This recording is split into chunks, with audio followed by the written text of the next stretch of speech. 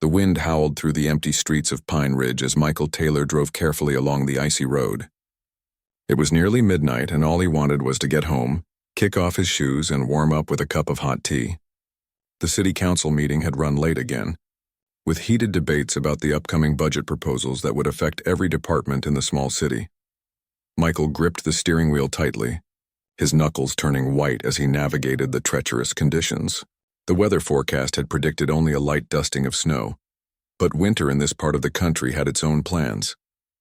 3 inches of snow had fallen in just a few hours, turning the roads into slippery hazards.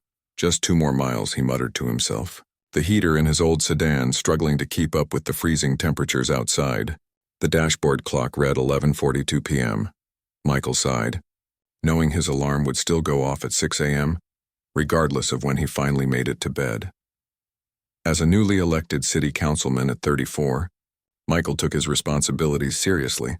Tonight's meeting had been particularly important. Discussions about community policing initiatives that he had championed since his campaign days. The irony of what was about to happen wasn't lost on him, though he couldn't have predicted it then. The flash of blue and red lights in his rearview mirror came suddenly, cutting through the darkness behind him. Michael checked his speedometer. He'd been going under the limit due to the weather conditions. He signaled and carefully pulled over to the side of the road, the police cruiser stopping a few feet behind him. Michael took a deep breath, trying to quell the automatic tension that rose in his chest. He'd had this feeling since he was 16 and got his first driver's license. His father's words echoed in his mind.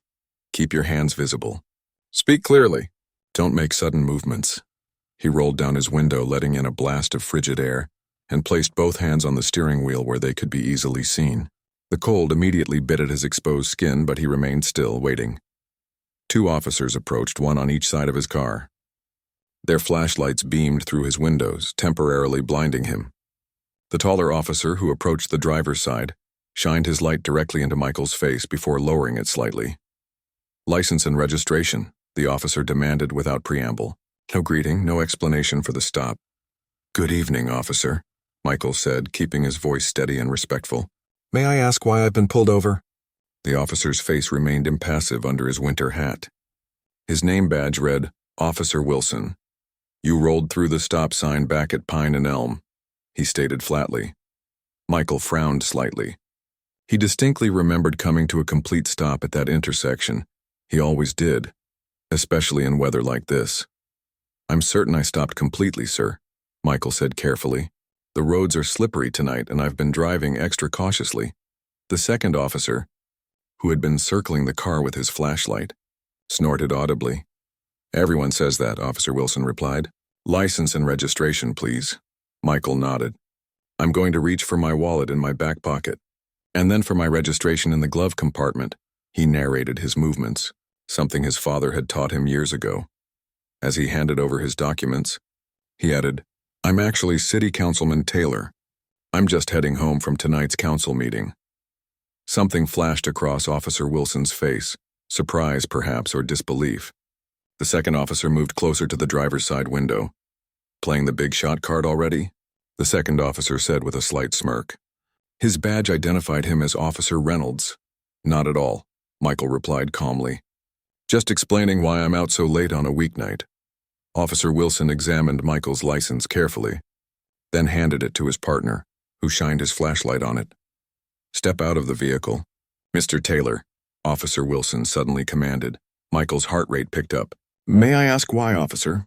I detect the smell of alcohol. We need to conduct a field sobriety test. Michael was stunned. He hadn't had a drop to drink. Not at the meeting, not before, not in days. The accusation was completely fabricated. Officer, I haven't been drinking at all. I was at a city council meeting discussing the municipal budget for nearly 4 hours.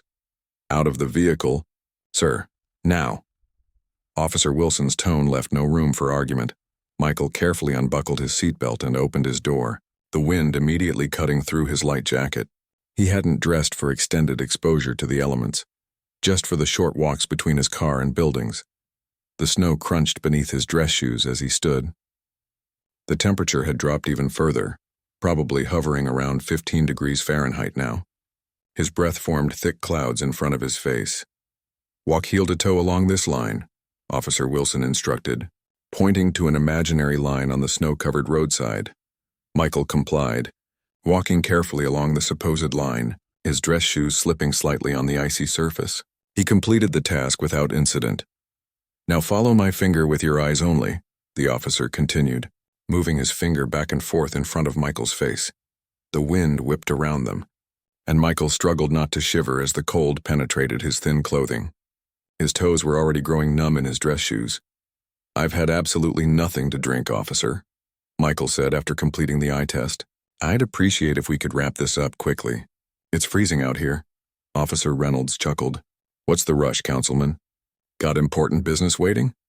Before Michael could respond, Officer Wilson pulled out a breathalyzer. "Blow into this." Michael did as instructed, knowing the test would confirm what he'd been saying all along. After a moment, the device beeped and Officer Wilson looked at the reading. 0.0, he muttered, sounding almost disappointed. Relief washed over Michael. "Now that we've established I'm sober, may I get back in my car?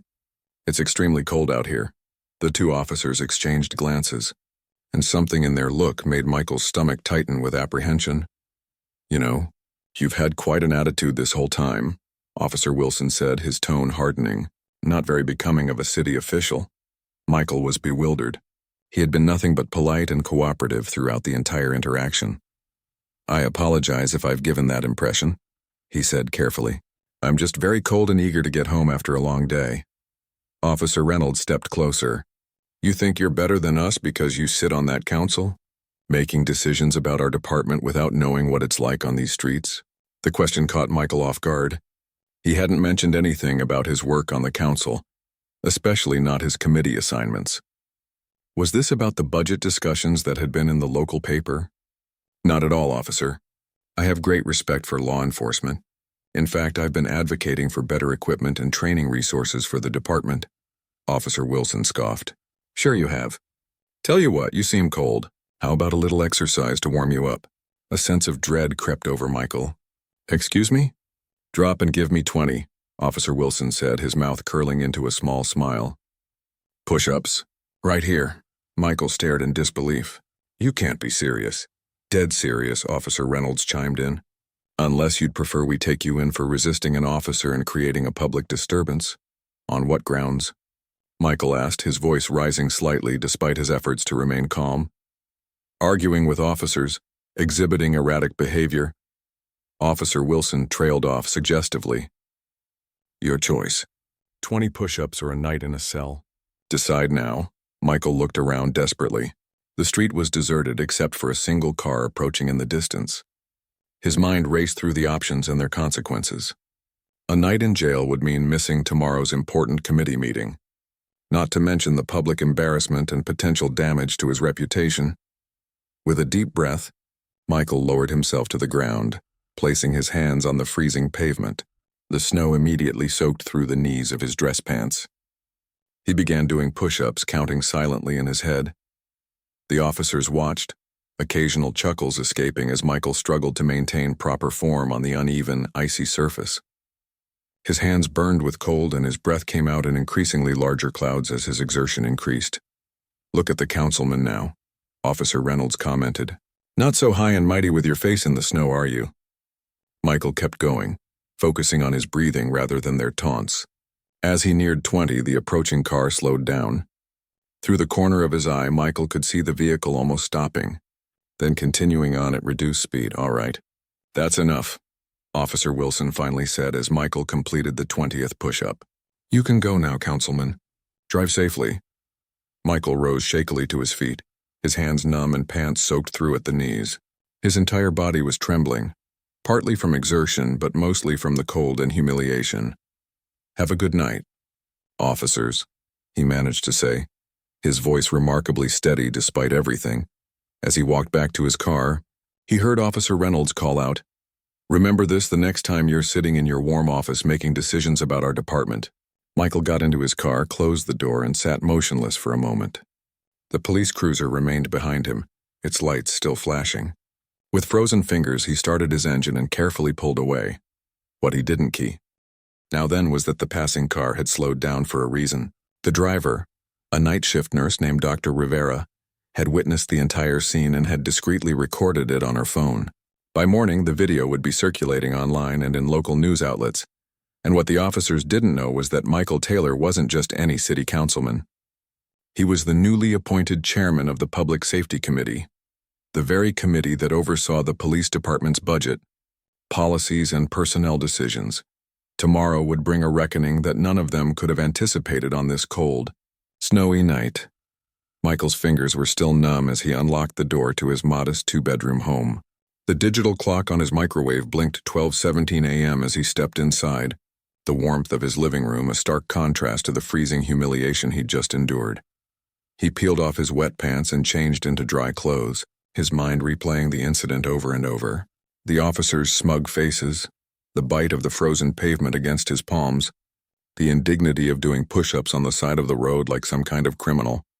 It all swirled in his head, making his stomach twist with anger and shame. "Keep it together," he whispered to himself, hands trembling slightly as he made a cup of tea. This wasn't the first time he'd experienced this kind of treatment, but it was certainly the most blatant. And for the first time in his life, he was actually in a position to do something about it. Michael sat at his kitchen table, warming his hands on the hot mug. He considered his options carefully. As the chairman of the Public Safety Committee, he had direct oversight of the police department's policies, procedures, and personnel matters. He could file a formal complaint, launch an investigation, or even recommend disciplinary action against the officers involved. But he needed evidence.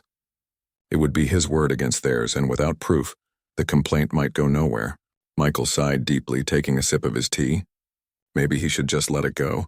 Fighting this battle might create enemies within the department, potentially undermining the positive reforms he was trying to implement. His phone chimed with a text message. It was from his assistant, Diane. "Check your email now. Someone sent footage of you being harassed by police tonight. It's already spreading online." Michael nearly spilled his tea as he rushed to get his laptop. Sure enough, there was an email from Diane with a video attachment and several links to social media posts. With shaking hands, he clicked play. The footage was surprisingly clear despite being shot from a distance in the dark. It showed Michael performing push-ups in the snow while the two officers stood over him laughing. Their faces were clearly visible in the police car's flashing lights, as were their badge numbers. The video had already been viewed over 3,000 times on social media, with comments flooding in expressing outrage and support for Michael. Local news outlets were picking it up too, with headlines like "City Councilman Forced to Do Push-Ups by Police in Freezing Weather." Michael's phone began ringing. It was Mayor Thompson. "Michael, I just saw the video," the mayor said, her voice tight with controlled anger. "This is completely unacceptable. Are you all right?" "I'm fine, just cold and tired," Michael replied, trying to keep his voice steady. "But this isn't just about me, Lisa. This is about abuse of power. If they'll do this to a city councilman, imagine what happens to regular citizens who don't have my platform." "I agree completely," Mayor Thompson said firmly. "I've already called Chief Rodriguez. He's reviewing the footage now and will be at your office first thing tomorrow morning. We need to address this immediately and decisively." After hanging up, Michael received another call, this time from Dr. Rivera, the night shift nurse who had recorded the video. "Councilman Taylor, I'm the one who recorded what happened tonight," she said. "I was driving home from my shift at Pine Ridge General when I saw them make you do push-ups. I couldn't believe what I was seeing." "Thank you for recording it," Michael said sincerely. "Without your video, this would have been much harder to address." "I've seen these officers before," Dr. Rivera continued. "Officer Wilson pulled over my nephew last month, made him stand in the cold while they searched his car for almost an hour. Found nothing, of course." Her voice hardened. "They've been targeting people in our community for too long. Something needs to change." Michael couldn't sleep that night. He spent hours reading through the growing number of comments and messages from community members, many sharing similar stories of harassment and humiliation at the hands of these same officers. By morning, the video had gone viral, with national news outlets picking up the story. His phone rang at 5:43 a.m. It was Chief Rodriguez. "Councilman Taylor, I've reviewed the footage multiple times," the chief said, his voice grave. "I want to personally apologize for the unprofessional and unacceptable behavior of my officers. This is not what our department stands for. I appreciate that, Chief, Michael replied. But we both know apologies aren't enough. There needs to be real accountability. I agree. I'm placing both officers on immediate administrative leave pending a full investigation, and I'd like to meet with you this morning to discuss next steps. Michael arrived at City Hall just after 7 a.m., earlier than usual. He wasn't surprised to find several news crews already waiting outside. A reporter thrust a microphone toward him as he approached the entrance. Councilman Taylor, can you comment on the video showing police officers forcing you to do push-ups last night? Michael paused, considering his response carefully. This moment mattered. It wasn't just about him or even just about these two officers. It was about a system that needed changing. What happened to me last night was an abuse of power, plain and simple, he stated clearly. But I'm far more concerned about the citizens who face similar treatment without the benefit of my position or a viral video to bring attention to their experience. As chairman of the Public Safety Committee, I intend to address not just this incident, but the culture that allows such behavior to occur. Inside his office, Michael found Chief Rodriguez already waiting, along with the mayor and the city attorney. The chief looked like he hadn't slept either, his usually crisp uniform slightly rumpled. Councilman, I've reviewed the officer's body camera footage as well as the viral video. Chief Rodriguez began. There's no excuse for their behavior. Officer Wilson turned off his body camera for part of the interaction, which is a direct violation of department policy. Is this the first complaint against these officers? Michael asked, though he already knew the answer from the messages he'd received overnight. The chief hesitated before answering.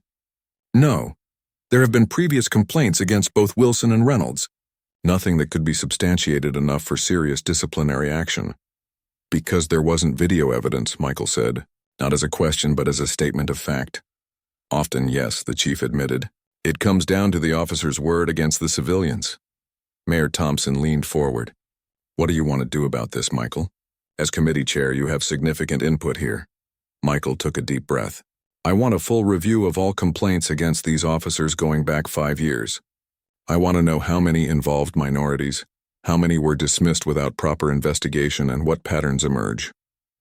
I want their disciplinary records, performance reviews, everything. The city attorney nodded, making notes. That's within your authority as committee chair. Additionally, Michael continued, I'm calling an emergency meeting of the Public Safety Committee for this afternoon. I believe we have grounds for immediate termination based on what we've already seen, but I want the committee's unanimous support. Chief Rodriguez shifted uncomfortably. The police union will fight this. Without progressive discipline. They turned off body cameras, fabricated reasons to pull me over, falsely claimed they smelled alcohol, and then humiliated me as a power play. Michael interrupted firmly. All captured on video. Let the union fight it. We'll win. The meeting lasted another hour as they reviewed the footage frame by frame, discussed the applicable policies, and mapped out their strategy. By the time Michael left his office to prepare for the emergency committee meeting, more videos had surfaced from other citizens who had experienced similar treatment from the same officers. Dr. Rivera had also come forward publicly, giving interviews about what she had witnessed and why she felt compelled to record it. She'd become something of a hero on social media, with hashtags like Chatangi Record the Police and You Read Dr. River Hero, trending locally. The Public Safety Committee convened at 2 p.m. in the main council chambers, rather than their usual meeting room to accommodate the large crowd that had gathered. Every seat was filled, with people standing along the walls and spilling out into the hallway. Local and national news crews set up cameras at the back of the room. As Michael took his seat at the center of the committee table, he spotted Officer Wilson's wife in the audience, her face tense. He felt a momentary pang. This would affect families too. But then he remembered the families of all those who had been harassed, humiliated, or worse by officers who abused their power. This emergency meeting of the Public Safety Committee is now in session, Michael announced, his voice steady and clear. We're here to address the incident that occurred last night involving myself and Officers Wilson and Reynolds as well as the pattern of similar incidents that have come to light since then. He nodded to the technical staff, who played the viral video on the large screen at the front of the chamber. A hushed silence fell over the room as everyone watched Michael doing push-ups in the snow, while the officers laughed. When the video ended, Michael looked directly at his fellow committee members. This isn't about me. This is about abuse of power. This is about officers who believe they're above the law they're sworn to uphold. This is about a culture that allows such behavior to continue, unchecked. He then played a montage of testimonials that had been hastily collected that morning, citizens, describing similar experiences with the same officers. The pattern was undeniable. As public servants, we have a responsibility to hold those in power accountable, Michael continued. Today, we have an opportunity to send a clear message that this type of behavior will not be tolerated in our police department or our city. The committee discussion was intense but focused. Each member expressed their shock and disappointment at the officer's behavior. Chief Rodriguez presented the internal investigation findings, including the officer's history of complaints and the body camera violations. After 2 hours of testimony and deliberation, the vote was unanimous. Immediate termination of both officers for abuse of power, violation of multiple department policies, and conduct unbecoming of an officer. As committee chair, it fell to Michael to sign the termination papers. The irony wasn't lost on anyone present. Less than 24 hours after being forced to do push-ups in the snow by these officers, he was signing the documents that ended their careers. The symbolism of the moment wasn't just about personal vindication. It represented something much larger, a step toward accountability in a system that too often protected its own at the expense of justice. As Michael signed his name to the documents, he knew this was just the beginning. The real work of reforming the department and rebuilding community trust would be much harder than firing 2 problem officers. But it was a start, and somewhere across town, Officers Wilson and Reynolds were about to receive calls they never expected, informing them that the man they had humiliated in the snow the night before had just fired them. The news of the officers' termination spread through Pine Ridge like wildfire. By evening, it was the only thing anyone was talking about. Michael's phone wouldn't stop ringing.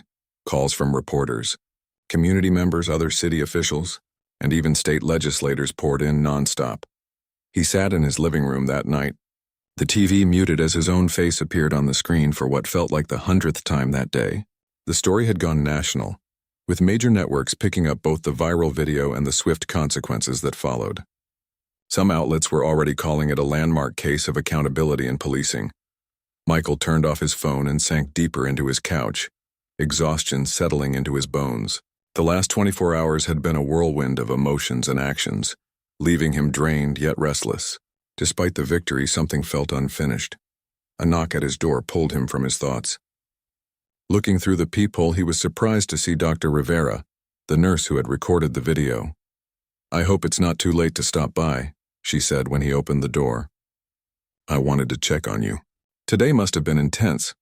Michael invited her in and offered tea, which she accepted gratefully. "I never meant for all this to happen," Dr. Rivera said, warming her hands on the mug. "I just couldn't drive by and do nothing." "You did the right thing," Michael assured her. "Without that video, today would have gone very differently." Dr. Rivera nodded slowly. "My brother always tells his teenage sons to be extra careful around certain officers. He's made lists of which ones to avoid, taught them exactly what to say and do if they get pulled over." She looked up at Michael, her eyes reflecting a familiar weariness.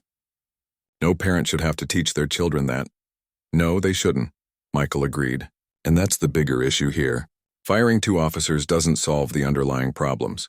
Their conversation continued late into the night, discussing the systemic issues in policing and the challenges of creating meaningful change.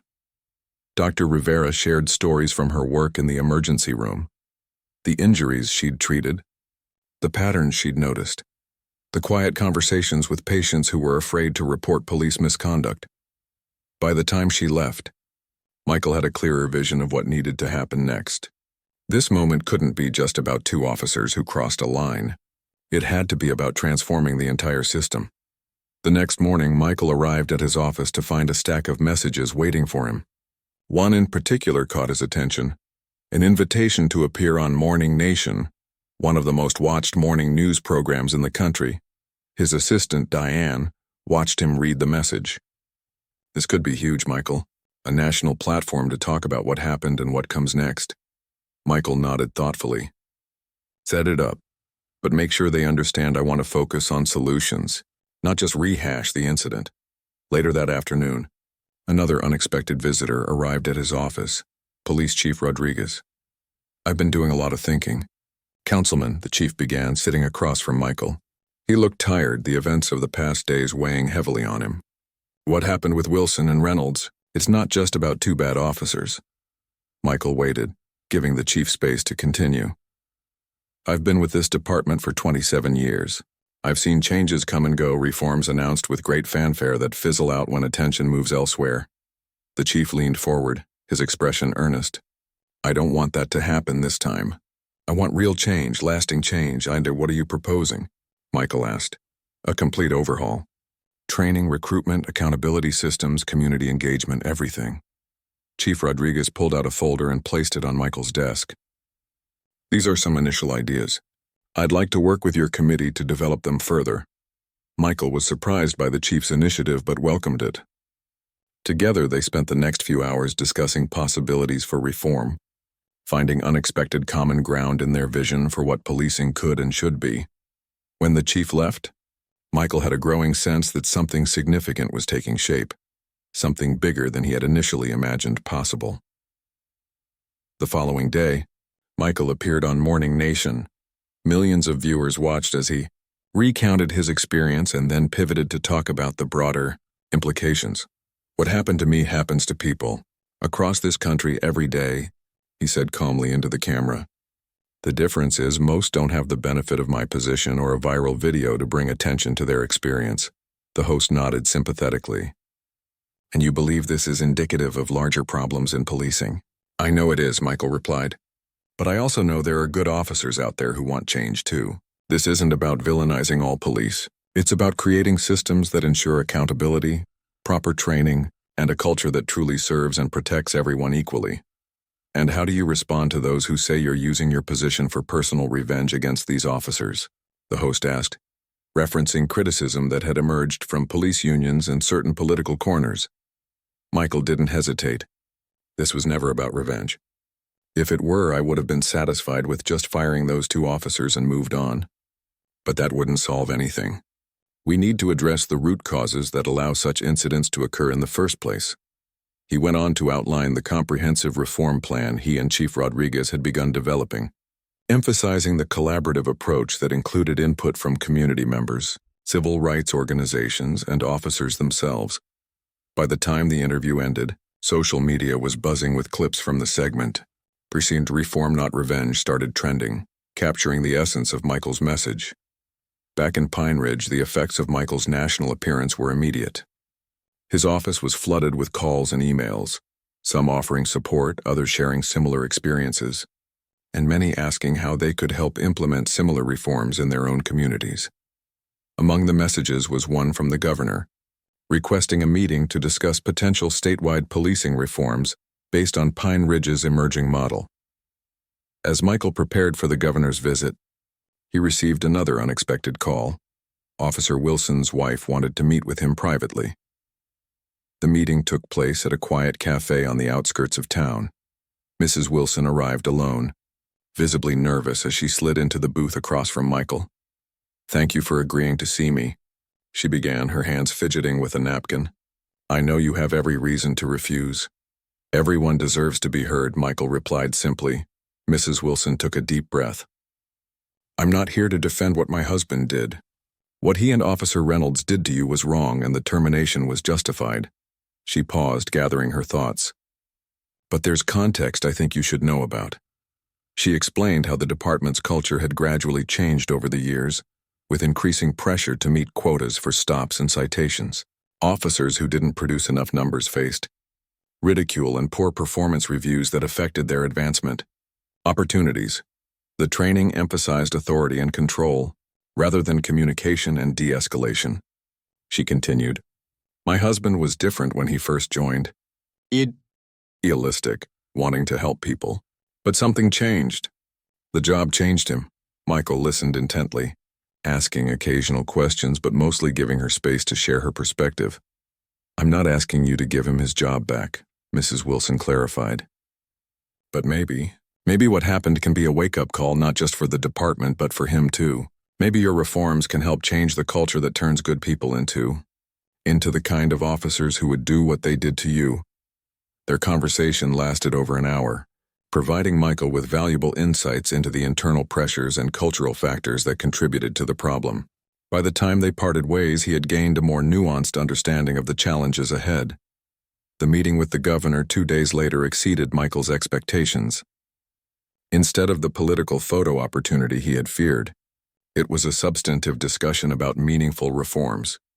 What you're doing in Pine Ridge could be a model for the entire state, the governor told him.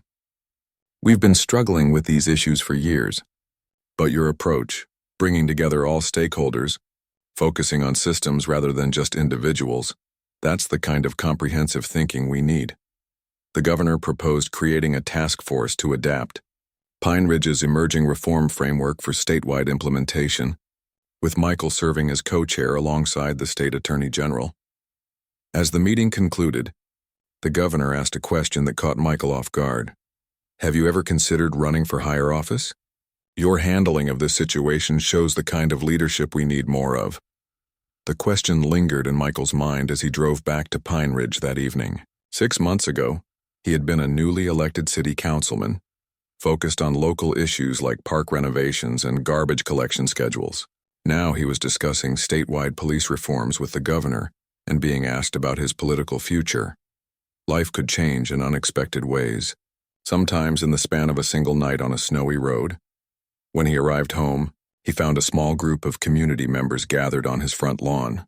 They weren't protesters or reporters, just ordinary citizens holding candles in the growing darkness. We wanted to thank you, one elderly woman explained, for standing up not just for yourself but for all of us. Another added, and we wanted you to know you're not alone in this fight. Michael was deeply moved by the simple gesture. As he looked at their faces illuminated by candlelight, he realized that this moment was about something much larger than his personal experience or even police reform. It was about a community finding its voice and its power. The path ahead would be challenging. Resistance to change was inevitable, and the work of transforming entrenched systems would take years, not days. But standing there with his neighbors, Michael felt something he hadn't experienced since that night in the snow. Hope. Real, tangible hope that something good could emerge from that moment of humiliation. That push-ups in the freezing cold could somehow lead to pushing forward lasting change. 3 months had passed since that freezing night on the roadside. Spring had arrived in Pine Ridge, melting away the snow and bringing new life to the city. For Michael, it felt like years rather than months. So much had changed in such a short time. He stood at the podium in the community center, looking out at the diverse crowd that had gathered for the first public forum on police reform. The room was packed with people from all walks of life: business owners, teachers, students, retirees, and a notable number of police officers in civilian clothes. Thank you all for coming tonight, Michael began, his voice steady and clear. What we're doing here isn't just about policy changes or new procedures. It's about rebuilding trust and creating a model of policing that truly serves everyone in our community. Chief Rodriguez sat in the front row, nodding in agreement. Their partnership had strengthened over the past months, evolving from tentative collaboration to genuine alliance. The chief had surprised many by becoming one of the most vocal advocates for reform. Tonight we want to hear from you, Michael continued. Your experiences, your concerns, and most importantly, your ideas for how we move forward together. The forum lasted well into the evening, with dozens of community members stepping up to the microphone. Some shared painful stories of past encounters with police. Others offered thoughtful suggestions for improvement. A few expressed skepticism that anything would really change. One of the most powerful moments came when a veteran, officer named Lieutenant Chen, approached the microphone. I've been with this department for 17 years, he began, his voice slightly shaky. And I need to say something that's been on my mind for a long time. We've been doing this wrong. The room fell silent as he continued. The way we've been trained, the metrics we've been judged by, the culture we've created, it's all been pushing us away from what should be our core mission, helping people and keeping them safe. He paused, looking directly at Michael. What happened to Councilman Taylor was wrong, but it wasn't surprising to those of us inside the department. That's the painful truth we need to acknowledge if we're going to change things. As Lieutenant Chen returned to his seat, several other officers stood and applauded. It was a turning point, a public acknowledgement from within the ranks that reform wasn't just necessary, but welcomed by many officers themselves. After the forum, Michael and Chief Rodriguez met with a smaller group of community leaders and police representatives to begin drafting specific reform proposals. The discussion was intense but productive, with everyone bringing different perspectives to the table. "We need to completely rethink how we measure success," Chief Rodriguez stated firmly. "No more quotas or metrics based on number of stops or citations. We should be measuring positive community interactions, problem solving, and crime prevention." Dr. Rivera, who had become an important voice in the reform process, added, "And training needs to prioritize de-escalation techniques and mental health response. The number of people brought to my ER who are in mental health crisis but were treated as criminals. It's heartbreaking." The meeting lasted until midnight, but by the end, they had outlined 10 core principles for reform, addressing everything from training and accountability to recruitment and community engagement. As Michael drove home that night, he felt a growing sense of pride in what they were building. It wasn't perfect and they had a long way to go, but they were making real progress. His phone rang, a number he didn't recognize. "Is this Councilman Taylor?" a voice asked when he answered. "Yes, this is Michael Taylor. This is Thomas Reed from the State Police Standards Commission. We've been following your work in Pine Ridge closely. The governor mentioned your reform initiatives, and we're interested in potentially implementing some of your ideas statewide." The call lasted nearly an hour, with Reed asking detailed questions about their approach and the specific changes they were implementing. By the end, he had invited Michael to present at the commission's next meeting in the state capitol. When Michael shared the news with Chief Rodriguez the next day, the chief wasn't surprised. "People are watching what we're doing here," he said. "Not just in our state but across the country. We have an opportunity to set a new standard." The following weeks were a blur of activity. Michael divided his time between his regular council duties, the ongoing reform work, and preparing for his presentation to the State Commission. Each day brought new challenges but also new breakthroughs. One unexpected challenge came in the form of resistance from the police union. While many individual officers supported the reforms, the union leadership saw them as a threat to their power and the protections they had fought for over decades. The conflict came to a head at a tense meeting where union representatives accused Michael and the chief of being anti-police and undermining officer safety. Michael listened calmly to their concerns before responding. "I understand your worry that these changes might make officers more vulnerable or limit their ability to do their jobs effectively. That's not our intent, and if that's happening, we need to address it." He paused, making eye contact with each union representative. "But I also need you to understand something. The current system isn't working. Not for the community and not for good officers either. The status quo is creating distrust that makes your members less safe, not more." Rather than dismissing their concerns, Michael invited union leaders to join the reform committee and help shape the changes. "Be part of the solution," he urged them. "Help us build something that works better for everyone, including your members." To his surprise, 2 of the union representatives accepted the invitation. While they remained skeptical, their willingness to engage marked another small victory in the journey toward meaningful change. As the date of the State Commission presentation approached, Michael received an unexpected email that stopped him in his tracks. It was from former Officer Wilson. "I've been doing a lot of thinking since everything happened," the email began. "At first I was angry and blamed you for ruining my career, but over time I've come to realize that I ruined it myself. What we did to you that night was wrong, and I'm truly sorry." Wilson went on to explain that he had been attending therapy and had enrolled in courses on social justice and community relations at the local community college. "I don't expect forgiveness," he wrote, "but I wanted you to know that what happened led me to some difficult but necessary self-reflection." Michael read the email several times, unsure how to feel. He appreciated the apology but wondered if it was sincere or merely an attempt at image rehabilitation.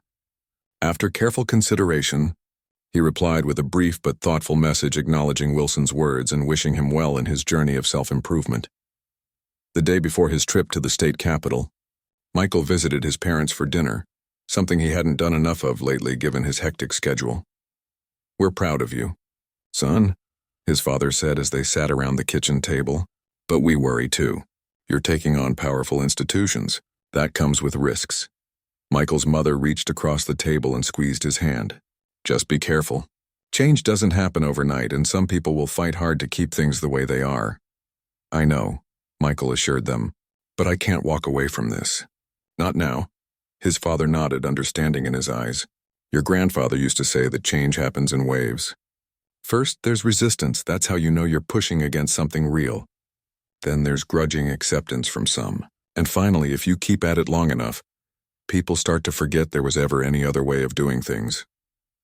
That's when you know you've succeeded," his mother added, "when the change becomes the new normal." Michael thought about those words as he drove to the state capitol the next day. The presentation to the state commission would be another step in creating that wave of change his grandfather had described. The commission meeting was held in an imposing government building, with representatives from police departments across the state in attendance. Michael felt the weight of expectation as he was introduced and took his place at the podium. Looking out at the sea of faces, some curious, some skeptical, some openly hostile, he was reminded of that night in the snow, feeling powerless and humiliated. But now he stood before them not as a victim but as a leader with a vision for a better way forward.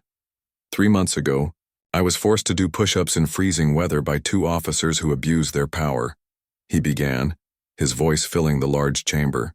I could have focused solely on punishing those officers and moved on, but that would have addressed only the symptom, not the disease. As he outlined the comprehensive reforms they were implementing in Pine Ridge, from revamped training and accountability, systems to new community engagement, initiatives, he could see attitudes in the room shifting. Not everyone was convinced, but he had their attention. "The question before us isn't whether we need change," Michael concluded. "It's whether we have the courage to create it ourselves, thoughtfully and deliberately, or whether we wait until more viral videos and public outrage force our hand. I'm here to suggest we choose the former." When he finished speaking, the room erupted in applause, not universal but substantial. Several commission members approached him afterward, eager to learn more about specific aspects of Pine Ridge's reforms. As Michael left the building, he spotted a familiar face waiting by his car, Dr. Rivera. "Surprise," she said with a smile. "I wanted to be here for this." "How did it go?" "Better than I expected," Michael replied. "I think we're making progress." Together, they walked to a nearby cafe discussing next steps and new ideas. The work was far from finished, but the momentum was building.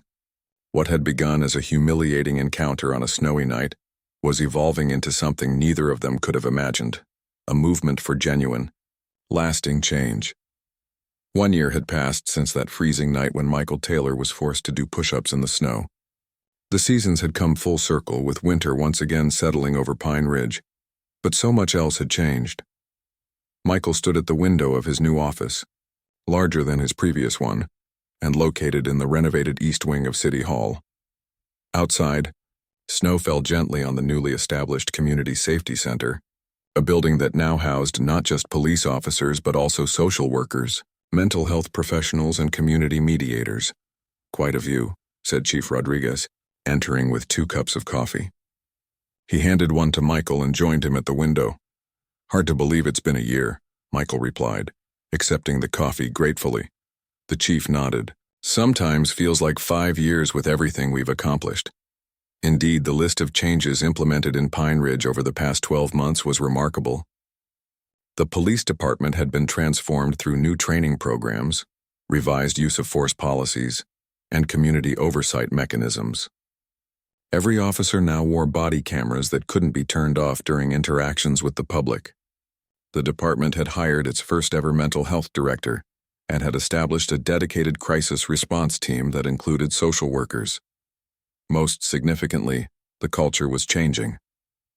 The warrior mentality that had dominated police training for decades was being replaced by a guardian approach that emphasized protection and service over control and force. The quarterly numbers came in this morning, Chief Rodriguez said, sipping his coffee. Citizen complaints down 62% from last year. Use of force incidents down 47%. and officer morale scores are the highest they've been in a decade. Michael smiled. Those statistics represented real progress. Not just numbers on a page, but meaningful improvements in people's daily lives and interactions with law enforcement. What about the community survey results? He asked. Still being analyzed, but the preliminary data looks promising. Trust in the department is up significantly, especially in neighborhoods that historically had the most tension with police. Their conversation was interrupted by Michael's assistant, who poked her head in the door. Sorry to interrupt, but the governor's office is on the line. They said it's urgent. Michael exchanged a curious look with the chief before taking the call in his office. When he returned 10 minutes later, his expression was one of disbelief. The governor is signing the Police Reform Act tomorrow, he announced. The bill includes almost all of the recommendations from our model. It will implement these changes statewide. The legislation had been months in the making, facing fierce opposition from certain quarters and undergoing numerous revisions. Many had doubted it would ever make it to the governor's desk, let alone be signed into law. That's incredible news, Chief Rodriguez said, genuine excitement in his voice. Pine Ridge leading the way for the entire state. And he wants us there for the signing ceremony, Michael added. You, me, Dr. Rivera, Lieutenant Chen, and representatives from the Community Advisory Board. The next day, they traveled to the state capitol together. The mood in the van was celebratory but also reflective. Each person had played a crucial role in the journey that had led to this moment. Remember when we had that first community forum? Lieutenant Chen asked. I was so nervous about speaking up. Thought I might lose my job. And now you're the department's training director, completely revamping how our officers learn their profession, Chief Rodriguez said with pride. Dr. Rivera, who had been quietly looking out the window, turned to Michael. Do you ever think about those officers? Wilson and Reynolds? Michael nodded. More often than you might expect. After his email apology, former Officer Wilson had continued his education and eventually reached out to Michael about the possibility of speaking to new recruits about his experience, what he had done wrong, and what he had learned. After careful consideration and consultation with the Community Advisory Board, Michael and the chief had agreed. Wilson's frank discussions about the toxic culture he had been part of and his own failures had become a powerful component of the department's training program. Reynolds, on the other hand, had moved to another state and, last Michael heard, was working as a security guard.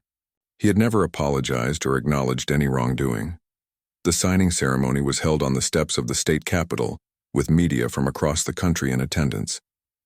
As the governor spoke about the groundbreaking legislation and its potential to transform policing throughout the state, Michael found himself reflecting on the unpredictable path that had led here.